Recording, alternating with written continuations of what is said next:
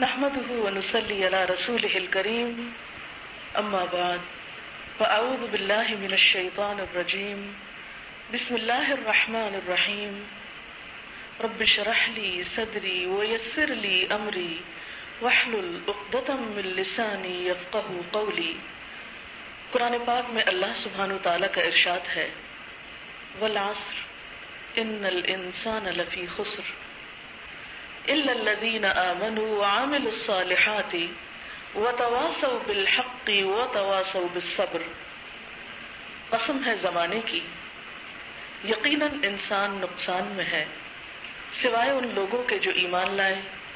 جنہوں نے اچھے کام کیے، جنہوں نے ایک دوسرے کو حق کی تلقین کی، جنہوں نے ایک دوسرے کو صبر کی تلقین کی۔ ہم دیکھتے ہیں کہ قرآن پاک کی اس صورت میں اللہ سبحانہ وتعالی زمانے کی قسم کھا رہے ہیں اور زمانے کی قسم کھا کر انسان کو اس کا نقصان بتا رہے ہیں اور پھر نقصان سے نکلنے کے طریقے بھی بتائے جا رہے ہیں۔ تو میری آج کی گفتگو اسی موضوع پر ہوگی۔ سب سے پہلے تو زمانہ یا وقت جس کی قسم کھائی گئی۔ وقت کیا ہے؟ ہر انسان کی زندگی میں جتنا بھی وقت ہے، دوسرے لفظوں میں وہ اس کی زندگی ہے، یعنی ہماری زندگی کس پر منحصر ہے؟ اس وقت پر جو ہمیں ملا ہے۔ اور اگر ہم وقت کو دیکھتے ہیں تو ہر آن ہمارے ہاتھ سے نکلا چلا جا رہا ہے، لمحہ لمحہ ہم نقصان کرتے چلے جا رہے ہیں، کیونکہ وقت ایک ایسی دولت ہے جس کو آپ خرید نہیں سکتے، بیچ نہیں سکتے، روک نہیں سکتے، جمع نہیں کر سکتے، کسی سے ادھار لے نہیں سکتے، کوئی کسی کو دے نہیں سکتا۔ اس کے نقصان سے، یعنی وقت کے جانے کے نقصان سے بچنے کی یہی ایک صورت ہے کہ اس کو استعمال کر لیا جائے۔ وقت ایک ایسی چیز ہے جو سب کو برابر کی ملتی ہے ہر روز، یعنی ہر دن کے 24 گھنٹے امیر غریب، بچے بوڑھے جوان، مرد عورت، سب پر برابر کی تقسیم ہوتی ہے۔ اس میں کوئی ڈسکریمنیشن نہیں ہوتی کسی کے ساتھ۔ عقل مند وہ ہے، کامیاب وہ ہے جو اپنی اس دولت کی حفاظت کرنا جانتا ہو، جو اس کو صحیح طور پر استعمال کر جائے۔ یاد رکھیے، یہ زندگی اور یہ وقت جو مجھے اور آپ کو ملا ہے صرف ایک بار ملا ہے، یہ چانس صرف ایک دفعہ کا ہے۔ اس کے بعد یا تو کامیابی ہے اور یا پھر ناکامی ہے۔ اس صورت میں اللہ سبحانہ وتعالی نے کامیابی اور ناکامی کے اسباب کو بہت کھول کے بیان کر دیا ہے کہ کامیاب وہ ہیں جو اس وقت کو صحیح استعمال کر لیں گے اور اچھے کاموں میں استعمال کریں گے، کیونکہ اللہ سبحانہ وتعالی نے وقت کی اہمیت کو بتاتے ہوئے خود وقت ہی کی قسم کھائی۔ اللہ تعالیٰ جب کسی چیز کی قسم کھاتے ہیں تو وہ قسم اس چیز کی عظمت کی نہیں ہوتی، اس چیز کو گواہ بنانے کی ہوتی ہے کہ دیکھو وقت خود گواہ ہے، یہ ہر آن تمہارے ہاتھوں سے نکلتا ہوا وقت خود بتا رہا ہے کہ تم بہت بڑا نقصان کر رہے ہو۔ اب دیکھیں، دنیا میں ہمیں جتنی بھی چیزیں ملی ہیں ان کا کوئی نہ کوئی آلٹرنیٹ موجود ہوتا ہے۔ مثلا اگر کسی کی رقم کھو جائے، کچھ پیسے چوری ہو جائیں تو اللہ تعالیٰ اس کو کسی اور وقت میں اس کا بدلہ دے دیتے ہیں۔ اسی طرح اگر انسان کا کوئی ایک رشتہ دار فوت ہو جائے تو الحمدللہ دوسرے لوگ اس کے آس پاس اس کو دلاسا دینے والے موجود ہوتے ہیں، دوسرے لوگ کسی نہ کسی طرح وہ کمی پوری کر ہی دیتے ہیں۔ لیکن حقیقت یہ ہے کہ جو وقت ایک دفعہ ہمارے ہاتھ سے چلا جاتا ہے، پوری دنیا کی دولت خرچ کر کے اسے ہم واپس نہیں لے سکتے۔ جو گزر گیا سو گزر گیا، وہ کبھی دوبارہ لوٹ کر نہیں آئے گا۔ لہذا وقت وہ بھی نہیں جو چلا گیا، کیونکہ وہ تو چلا گیا، اس سے بھی کچھ فائدہ نہیں۔ مثلا اگر کوئی شخص اس بات پر خوش ہوتا ہے اور بڑی بڑی پارٹیاں کرتا ہے کہ میری زندگی اب 20 سال ہو گئی ہے اور مجھے 20 سال دنیا میں مل گئے، جیسے کہ عام طور پر ہمارے ہاں برتھ ڈیز منا کر خوشی کا اظہار کیا جاتا ہے زندگی کا 1 سال کم ہونے پر، تو حقیقت میں اگر دیکھا جائے تو جو چیز ہمارے ہاتھ سے چلی گئی اس پر خوش ہونے کی تو کوئی بات ہی نہیں، وہ تو دوبارہ کبھی آئے گی ہی نہیں۔ بظاہر دیکھنے میں یوں لگتا ہے کہ جیسے ہمیں 20 سال مل گئے، لیکن دیکھا جائے تو 20 سال ہماری زندگی سے منفی ہو گئے، ختم ہو گئے، مائنس ہو گئے، چلے گئے جو دوبارہ کسی بھی قیمت پر لوٹ کر آ نہیں سکتے۔ اسی طرح وہ وقت جو ابھی آیا نہیں وہ بھی ہمارے ہاتھ میں نہیں، کل کا دن ہمارے ہاتھ میں نہیں، معلوم نہیں ہم اس سے فائدہ اٹھا سکتے ہیں یا نہیں، اور کل کا دن تو بڑی بات ہے، اگلے لمحے کا نہیں پتا۔ لہذا ہمارا پھر وقت اور ہماری اصل زندگی کیا ہے، جو اس وقت اب موجودہ وقت ہے وہی دراصل ہماری اصل زندگی ہے۔ ماضی گم ہو گیا، اندھیرے میں چلا گیا، آنے والا وقت ہمارے ہاتھ میں نہیں، اس پر ہمارا کوئی اختیار نہیں، اس کے بارے میں ہم یقینی طور پر کچھ بھی نہیں کہہ سکتے کہ جتنا گزر چکا ہے اتنا ہمیں اور ملے گا بھی یا نہیں۔ تو پھر وقت کیا ہے جو اس وقت میرے اور آپ کے پاس ہے؟ لہذا جب ہمیں اپنے آپ کو نقصان سے بچانا ہے تو پھر صرف ماضی کی یادوں میں نہیں کھونا یا مستقبل کی لمبی لمبی امیدیں نہیں باندھنی، بلکہ یہ دیکھنا ہے کہ آج اب اس وقت کو میں کس کام میں گزار رہی ہوں، اور یہ ہمارا اپنی ذات کے ساتھ احتساب ہر آن موجود رہنا چاہیے کہ میں اپنا موجودہ وقت کس کام میں لگا رہی ہوں۔ اسی لیے ہم دیکھتے ہیں کہ ایک بزرگ کا قول ہے کہ تم ہر آن یہ دیکھتے رہو کہ جنت کے کتنے قریب ہو رہے ہو، دوزخ سے کتنے دور ہو رہے ہو، اللہ تعالیٰ کے کتنے قریب ہو رہے ہو، شیطان سے کتنے دور ہو رہے ہو۔ اور جب تک ہر انسان خود اپنے بارے میں یہ احتساب نہیں کرتا، اپنا جائزہ خود نہیں لیتا، تو کوئی دوسرا اس کا فائدہ کر نہیں سکتا، اس کو بتا نہیں سکتا۔ اور حقیقت یہ ہے کہ انسان کی زندگی یہی لمحہ ہے جو اس کے ہاتھ میں ہے، کیونکہ قیامت کے دن جب انسان دوبارہ زندہ کیا جائے گا اور اس سے پلٹ کر اس کی دنیا کی زندگی کے بارے میں پوچھا جائے گا کہ قال کم لبثتم فی الارض عدد سنین، کہ تم کتنے دن دنیا میں ٹھہر کر آئے، کتنی زندگی بسر کر کے آئے، تو انسان کہے گا قالوا لبثنا یوما او بعد یوم، کہ ایک دن یا دن کا بھی کچھ حصہ۔ ایک اور جگہ پر آتا ہے لم یلبثوا الا عشیۃ او ضحاھا، انسان سوچے گا کہ وہ دنیا میں صرف صبح کا پہر یا شام کا کچھ حصہ گزار کے آیا ہے۔ یعنی قیامت کے دن انسان کو اپنی یہ کئی سالہ زندگی، 40 50 60 سالہ زندگی، ایک پورا دن بھی نہیں، دن کا ایک حصہ لگے گا۔ اور حقیقت یہی ہے کہ وہ حصہ کیا ہے جو تھوڑی دیر کے لیے ہمارے پاس ہوتا ہے اور پھر وہ ہمارے ہاتھ سے پھسل جاتا ہے اور چلا جاتا ہے۔ رسول اللہ صلی اللہ علیہ وسلم نے فرمایا، دو نعمتیں ایسی ہیں کہ جن سے اکثر لوگ فائدہ نہیں اٹھاتے، اور وہ نعمتیں ہیں صحت اور فرصت کی، کہ جب انسان صحیح سلامت ہوتا ہے، کوئی بیماری نہیں ہوتی اس کو، تو وہ سمجھتا ہے کہ شاید یہ زندگی ہمیشہ اسی طرح گزرے گی، تو صحت کے زمانے میں وہ کوئی مفید کام نہیں کر پاتا۔ اسی طرح فرصت، فراغت، جب انسان فارغ ہوتا ہے تو وہ سوچتا ہے کہ شاید مجھے اور کوئی مشغولیت آنے والی نہیں، اور اسی طرح ریلیکس ہو کر اور کچھ انجوائے کرنے کے کاموں میں اپنے آپ کو مشغول کر کے اپنا وقت گنوا دیتا ہے۔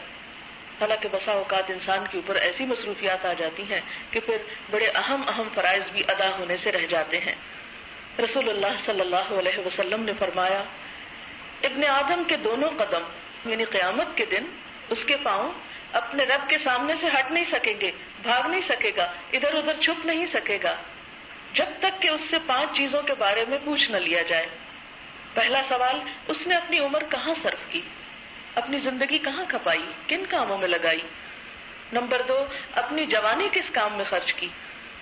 یعنی ساری زندگی کے سوال کے بعد خصوصی طور پر اگلا سوال پھر جوانی کے بارے میں ہوگا، کیونکہ اس میں انسان کے پاس عموماً صحت اور طاقت زیادہ ہوتی ہے، صلاحیتیں زیادہ بہتر طور پر کام کرتی ہیں۔ بچپن کا زمانہ بھی بے فکری کا زمانہ ہوتا ہے، بڑھاپے میں انسان کی عقل کام نہیں کرتی، تو خصوصاً جوانی کے وقت کے بارے میں اس سے سوال کیا جائے گا کہ کن کاموں میں لگائی۔ پھر مال کے بارے میں کہ کہاں سے کمایا، کہاں سے آیا، اور پھر یہ کہ اس کو خرچ کہاں کیا، اور 5ویں بات یہ کہ اپنے علم پر عمل کتنا کیا، چونکہ علم حاصل کرنا فریضہ ہے۔ کیونکہ بہت سے لوگ یہ سمجھتے ہیں کہ اچھا اگر علم کا سوال ہوگا تو علم حاصل ہی نہ کرو، کچھ جانو ہی نہ تاکہ انجان بن جاؤ قیامت کے دن کو اللہ تعالیٰ ہمیں تو پتہ ہی نہیں تھا کہ کیا کرنا تھا۔ نہیں، یہ تو ہم بہانہ کر ہی نہیں سکتے، اس لیے کہ علم کا سیکھنا فرائض میں سے ہے۔ تو جو شخص اپنے فرائض میں کوتاہی کرے تو اس کا محاسبہ اس سے پہلے ہی ہو جائے گا۔ تو بہرحال ہر شخص کی ذہنی صلاحیت، اس کے اوقات اور اس کی جتنی بھی ہمت طاقت ہے اس کے مطابق یا اس کے ماحول سے جو کچھ بھی وہ سیکھ سکا، پھر اس علم کو وہ اپنے عمل میں کتنا لایا۔ اسی لیے ہم دیکھتے ہیں کہ صحابہ کرام جو حضور صلی اللہ علیہ وسلم کے بہت قریب تھے، اپنے اوقات کے بارے میں بہت فکر مند رہا کرتے تھے، کیونکہ وہ آپ کی تعلیم سے براہ راست مستفید ہو رہے تھے، جس میں ہم دیکھتے ہیں کہ حضرت ابوبکر صدیق رضی اللہ تعالیٰ عنہ خصوصی دعا مانگا کرتے تھے کہ اے اللہ ہمیں کہیں اندھیرے میں نہ رہنے دینا، ہماری کج فہمیوں پہ ہمیں نہ پکڑنا، اور ہمیں وقت سے بے پرواہی کرنے والا نہ بنانا، یعنی ایسا نہ ہو کہ ہم اپنے وقت کے بارے میں غفلت کا شکار رہیں۔ حضرت عمر فاروق دعا کیا کرتے تھے اے اللہ میرے لیے میرے وقت میں برکت پیدا کر دے، کیونکہ ان کی مشغولیات مصروفیات بہت زیادہ تھی، خصوصاً خلیفہ بننے کے بعد جبکہ مسلمانوں کی جو سلطنت تھی وہ مشرق و مغرب میں پھیل رہی تھی، تو اتنی ہی ذمہ داریاں بھی بڑھتی چلی جا رہی تھی، تو جس شخص پر کاموں کی کثرت ہوتی ہے، کاموں کا بوجھ ہوتا ہے، اس کو ہمیشہ وقت کی کمی کی شکایت رہتی ہے۔ اسی لیے وہ دعا مانگتے تھے یا اللہ میرے اوقات میں برکت پیدا فرما اور انہیں صحیح مصرف میں لانے کی توفیق دے، یعنی وقت میں برکت بھی ہو اور اس وقت کا پھر صحیح استعمال بھی ہو۔ اور اس میں ہم دیکھتے ہیں کہ ہمارے امت کے اور علماء اور بزرگ حضرات اپنے وقت کو کس طرح استعمال کیا کرتے تھے۔ مثلاً ابن الجوزی کی کتابوں کی تعداد تقریباً 1000 کے قریب ہے جو انہوں نے لکھی، کچھ بڑی ہیں کچھ چھوٹی۔ اب آپ دیکھیں کہ عام انسان زندگی میں 10 20 50 کتابیں لکھ جاتے ہیں، لیکن امت مسلمہ میں ایسی روشن مثالیں موجود ہیں جنہوں نے بے شمار کام کیے، اور ان کو بھی ہمارے جیسی زندگیاں ملی تھی، کوئی 2 زندگیاں نہیں ملی تھی، ایک ہی زندگی میں انہوں نے اتنے بڑے کام کیے۔ اور ان کا طریقہ کیا تھا کہ وہ اپنی عمر کا 1 منٹ بھی ضائع نہیں کرتے تھے، اور جس قلم سے وہ لکھتے تھے تو جب قلم تراشتے تھے تو پہلے زمانے میں آپ کو معلوم ہے کوئی کین سے قلمیں بنتی تھی، تو وہ تراشے ہمیشہ سنبھال کے رکھتے تھے۔ کہا جاتا ہے کہ جب ان کی وفات ہوئی تو ان تراشوں کو جلا کر پانی گرم کیا گیا اور اس سے ان کو غسل دیا گیا، یعنی اتنی قلمیں گھڑی تھی انہوں نے، اتنے دن کے اکٹھے ہوئے تھے کہ وہ ایک ڈھیر تھا پورا، جس سے جلا کر ان کا غسل کا پانی، اب دیکھیں کہ مردے کو غسل دینے کے لیے 1 2 بالٹی پانی تو چاہیے ہوتا ہے، اس سے زیادہ بھی ہو سکتا ہے، تو وہ سارا پانی اس پر گرم کیا گیا تھا، جس سے پتہ چلتا ہے کہ انہوں نے علم کی کتنی بڑی خدمت کی۔ یہ دراصل ہر چیز کی ایک گواہی ہوتی ہے نا، وہ قلم بھی جو ہمارے ہاتھ میں ہوتا ہے وہ بھی قیامت کے دن گواہی دے گا، اور وہ تمام چیزیں جو ہمارے آس پاس ہوتی ہیں وہ قیامت کے دن ہمارے حق میں یا ہمارے خلاف حجت ہوں گی۔ پھر اسی طرح عامر بن قیس ایک تابعی تھے، ایک شخص نے ان سے کہا آؤ گپ شپ کریں، تو انہوں نے جواب دیا پھر سورج کو بھی ٹھہرا لو۔ اگر زندگی صرف گپ شپ کے لیے ملی ہے اور لوگوں کی باتیں کرنے کے لیے ملی، کیونکہ عموماً ہماری گپ شپ میں کیا ہوتا ہے، ہم کسی کو ڈسکس کرنا شروع کر دیتے، کبھی کسی دوسرے کو، کبھی اس کی بات کبھی اس کی بات، اور کر کیا رہے ہوتے عموماً کسی کی تعریف کرنے میں تو ہمارا دل نہیں لگتا، کیونکہ جیسے قرآن پاک میں بھی آتا ہے وَأُحْضِرَتِ الْأَنفُسُ الشُّحَّ، کہ دلوں میں تنگی رکھ دی گئی ہے۔ عموماً انسان کو کسی کی نعمت، کسی کی اچھائی، کسی کی خوبی پسند نہیں آتی، تو یہ ایک عام انسانی کمزوری ہے کہ جب بھی وہ کسی دوسرے کی بات کرتا ہے تو عموماً اس کی زندگی کے کمزور پہلوؤں کو سامنے لاتا ہے۔ جیسے دوسرے لفظوں میں آپ کسی کی غیبت کہہ سکتے ہیں، کسی کی بیک بائٹنگ کہہ سکتے ہیں، پنجابی میں اس کو بخیلی کرنا بھی کہتے ہیں۔ میں کبھی سوچتی تھی کہ بخیلی کیوں کہتے ہیں غیبت کو؟ میرپور ایک کشمیر کا علاقہ ہے، تو وہاں کے کچھ لوگ انگلینڈ میں تھے تو وہ غیبت کو بخیلی کہتے تھے، تو میں سوچتی کہ بخیلی کیوں اس کا نام انہوں نے رکھا، پھر مجھے سمجھ آیا کہ ہاں واقعی یہ اس بخل کی علامت ہے کہ ہمارا دل اتنا کھلا نہیں ہوتا کہ ہم کسی کو اپریشیٹ کر سکیں، اور خصوصاً جب وہ ہمارے سامنے نہ ہو۔ کسی کے سامنے اس کی خوشامد کرنا بہت آسان ہوتا ہے، لیکن کسی کے پیٹھ پیچھے اس کی خوبی بیان کرنا، اس کی اچھائی کا تذکرہ کرنا، اس میں عموماً لوگ بخل سے کام لیتے ہیں۔ تو اس لیے انسان عموماً جب بیٹھ کے گپ شپ میں مشغول ہوتا ہے تو بعض اوقات گفتگو کا موضوع دوسروں کی ذات اور دوسروں کی ذات کی بھی عموماً خامیاں شروع ہو جاتا ہے، جس کے نتیجے میں ہم اپنا ہی پھر نقصان کر رہے ہوتے ہیں۔ کیونکہ دین کی تعلیم سے ہمیں یہ بات پتہ چلتی ہے کہ جب کوئی شخص کسی کی برائی شروع کرتا ہے تو دراصل اپنی نیکیاں اس کی طرف ٹرانسفر کرنے لگتا ہے۔ جیسے امام ابو حنیفہ رحمۃ اللہ علیہ کے بارے میں آتا ہے کہ ان کو کسی نے آ کر بتایا کہ فلاں شخص آپ کے بارے میں ایسا اور ایسا کہتا ہے، انہیں ان کی برائی کر رہا تھا، تو کہتے دیکھو گھر میں کوئی چیز ہے، کہا گیا کہ کچھ کھجوریں رکھی ہوئے، فرمایا کہ یہ کھجوریں لے جا کر اس کو تحفہ دے دو اور اسے بتاؤ کہ تم نے جو نیکیاں مجھے دی ہیں ان کا نعم البدل یہ کھجوریں تو نہیں ہو سکتی، لیکن میں نے چاہا کہ میری برائی کر کے جو اپنی محنت سے کمائی ہوئی نیکیاں تم نے مجھے بھیج دی ہیں اس کے بدلے میں چلو کچھ کھجورے ہی میں تم کو بھجوا دوں. لیکن ہمیں حقیقت میں اس بات کا احساس نہیں ہوتا جب ہم دوسروں کو ڈسکس کرنے لگتے ہیں، اور بسا اوقات بالکل بے سبب، بے وجہ، بے مقصد طور پر. اور اس میں بھی آپ دیکھیے کہ بعض اوقات کتنی خرابیاں پھر اس سے پیدا ہوتی ہیں. خاندانوں میں ناراضگیاں پیدا ہونا شروع ہو جاتی ہیں، ایک دوسرے سے دل دور ہوتے ہیں، ایک دوسرے سے بدگمانی ہوتی ہے. اور پھر اگر آپ کسی کے سامنے کسی کی برائی کر رہے ہیں تو بعد میں آپ اس مجلس سے اٹھتے ہیں تو دل بوجھل ہی لے کے اٹھتے ہیں، بعد میں اکیلے میں وہی باتیں سوچ رہے ہوتے ہیں، اور ساری کوششوں کا رخ جو ہے وہ ایک منفی جانب چل پڑتا ہے. اس لیے جو بھی امت کے بڑے بڑے لوگ ہیں، جو نیک بزرگ گزرے ہیں، اور نیک بزرگوں سے مراد یہ نہیں کہ وہ صرف کوئی خاص مخلوق ہے جو اللہ نے پیدا کی ہوئی ہے اور ہم لوگ وہ کام نہیں کر سکتے، نہیں، ہر مومن جو ہے وہ اللہ کا ولی ہوتا ہے. پھر ولایت کے درجے مختلف ہوتے ہیں. جو جتنی نیکی کرتا چلا جاتا ہے اتنا ہی اللہ تعالیٰ کا مقرب ہوتا چلا جاتا ہے، جو جتنی برائی سے بچتا چلا جاتا ہے اتنا ہی اللہ تعالیٰ کے قریب ہوتا چلا جاتا ہے، کیونکہ نیکیاں انسان کو اللہ کے قریب کرتی ہیں اور جو برائیاں ہیں وہ اللہ تعالیٰ اور بندے کے درمیان پردے حائل کرنے لگتی ہیں. تو اس لیے ہم دیکھتے ہیں کہ جن بزرگوں کے حالات ہمارے سامنے آتے ہیں وہ ہمارے ہی جیسے انسان تھے، ہمارے ہی جیسی اللہ نے ان کو طاقتیں دی، لیکن وہ عقل مند لوگ ایسے عقل مند تھے کہ انہوں نے اپنے اوقات کا صحیح استعمال کیا، اور یہی ان کی عقل مندی کل قیامت کے دن ان کی کامیابی کا ذریعہ بنے گی. پھر اسی طرح ایک اور فتح بن خاقان کے بارے میں آتا ہے، یہ عباسی خلیفہ متوکل کے وزیر تھے. ان کا طریقہ یہ تھا کہ ان کی آستینیں، اور جیسے عربوں کی کھلی کھلی آستینیں ہوتی ہیں، تو ان کے بارے میں بتایا جاتا ہے کہ ہر وقت ایک کتاب جو تھی ان کی آستین میں لپٹی رہتی تھی. جب اپنے دفتری کام سے کچھ بھی فارغ ہوتے تھے تو فوراً کتاب کھول کے پڑھنے لگتے تھے، کیونکہ وزیر کے عہدے پر اگر کوئی شخص ہو تو اس کی کس قدر ذمہ داری. اور وزیر کا لفظ عربی زبان میں وزر سے نکلا، وزر بوجھ کو کہتے ہیں، تو بوجھ اٹھانے والا. تو ایک وزیر پر عموماً بادشاہ کی نسبت بازوں کا زیادہ بوجھ اور ذمہ داریاں ہوتی ہیں.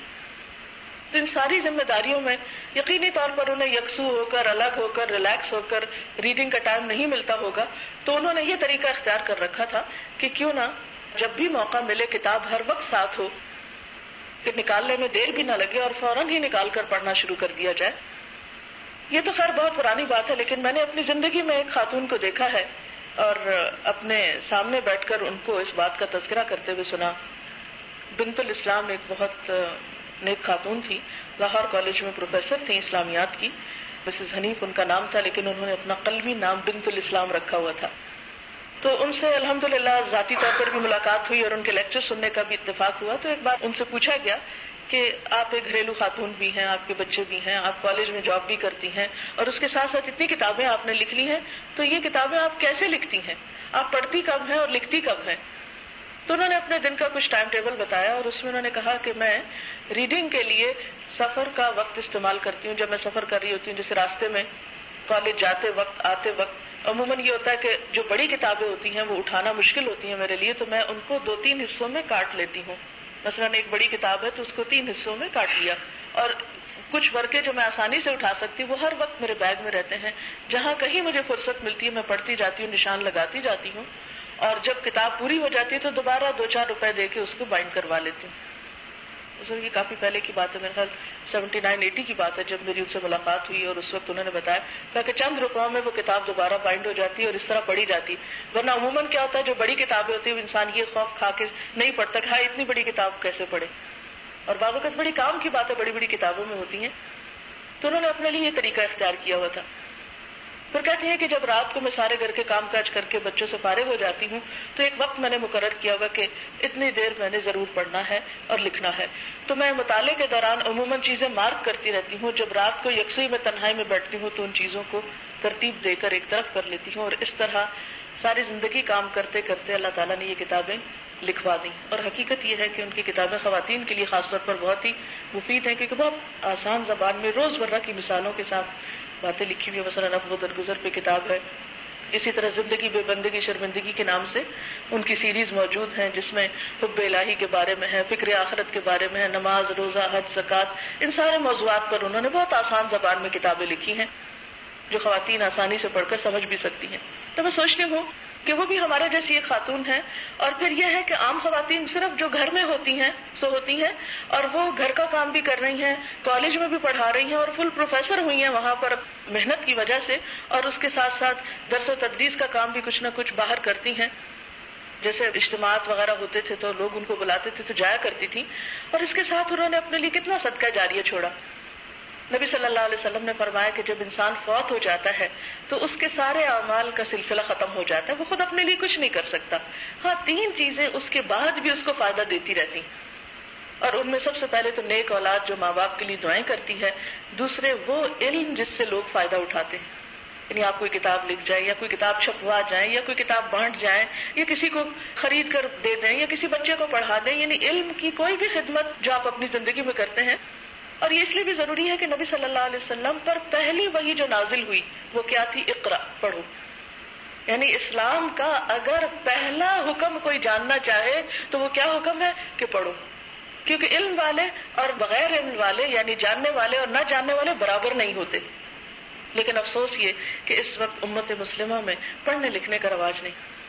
ہم خواتین خصوصاً اس سے بہت دور ہوتی ہیں. جب تک کہ اسکول کالج میں ایک روٹین میں ہم چل رہے ہوتے ہیں, کچھ نہ کچھ کورس کی نصاب کی کتابیں مشکل سے پڑھ لی, امتحان دے دیا اور فارغ ہو گئے.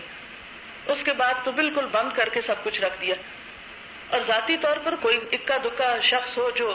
رضاکارانہ طور پر کچھ والنٹریلی پڑھے تو پڑھے, ورنہ عام طور پر ہم سمجھتے ہیں ہمارے فرائض میں سے نہیں. ہم نے کہا جا کے پڑھانا ہے یا ہم نے کہا کوئی استانی بننا ہے کہ ہم اتنا پڑھتے نہیں, کیا ضرورت ہے پڑھنے کی. حالانکہ علم روشنی